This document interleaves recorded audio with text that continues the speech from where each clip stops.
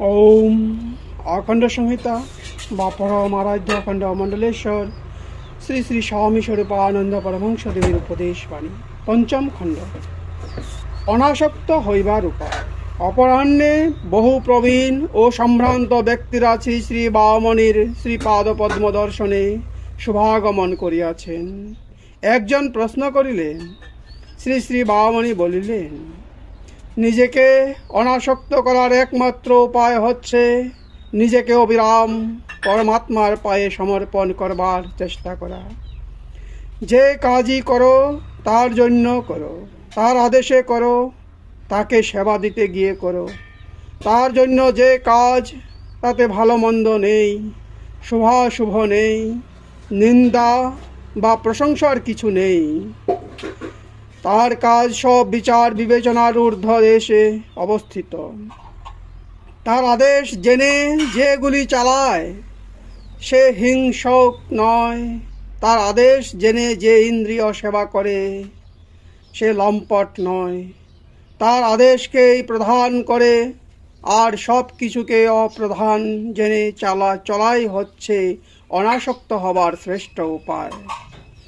গৃহীকে এইভাবেই পুত্রোৎপাদন করতে হবে, সৈনিককে এইভাবেই দেশ রক্ষার জন্য লড়াই করতে হবে, বিচারককে এইভাবেই অপরাধীর প্রতিদ্বন্দ্ব বিধান করতে হবে, শিক্ষককে এইভাবেই ছাত্র শাসন করতে হবে।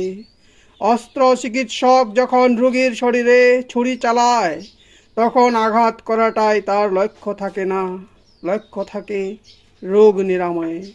সুতরাং প্রয়োজনের অতিরিক্ত আঘাত সে করে না, প্রয়োজনের চেয়ে কম করেও ক্ষান্ত হয় না।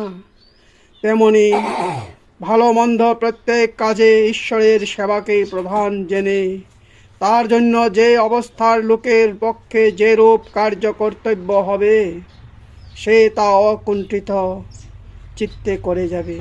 এই হচ্ছে অনাসক্ত হওয়ার প্রধান উপায়। গৃহীর পক্ষে পুত্রোৎপাদন অধিকাংশ স্থলে কর্তব্য, অথচ পুত্রোৎপাদনে ইন্দ্রিয় চর্চা অবশ্যম্ভাবী। এমত অবস্থায় ভগবত প্রীতিকে প্রধান করে ইন্দ্রিয়ের চর্চাকে গৌণ ব্যাপার করে ভগবত প্রীতির জন্য যা করা দরকার স্বচ্ছন্দে সে করবে, অনুতপ্ত হয়ে করবে।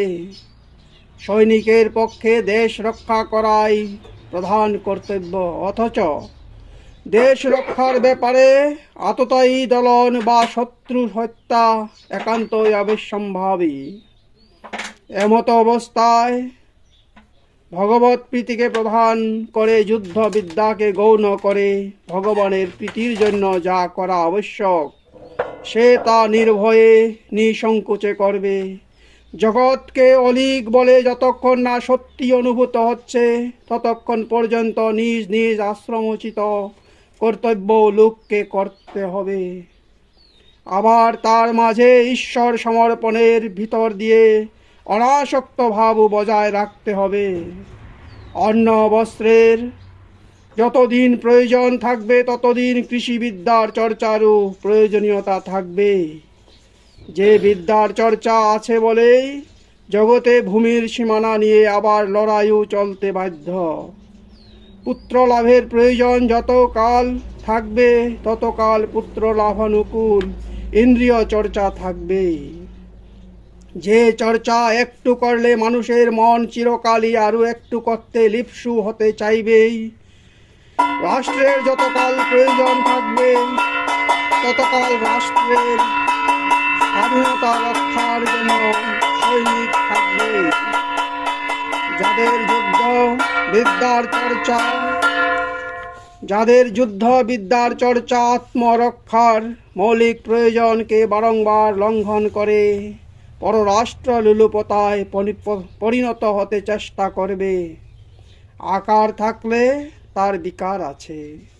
এই অবস্থায় এইসব বিকারের প্রধান ঔষধ হচ্ছে অনাসক্ত হয়ে কাজ করা, কর্তব্য বোধে মাত্র কাজ করা, কাজের সঙ্গে সঙ্গে নিজের চিত্ত প্রবৃত্তিকে উচ্ছৃঙ্খল হতে না দেওয়া, চিত্তবৃত্তিগুলিকে হাতের মুঠোর ভিতরে পুড়ে রেখে দরকার মতো মাত্র তাদের ব্যবহার করা।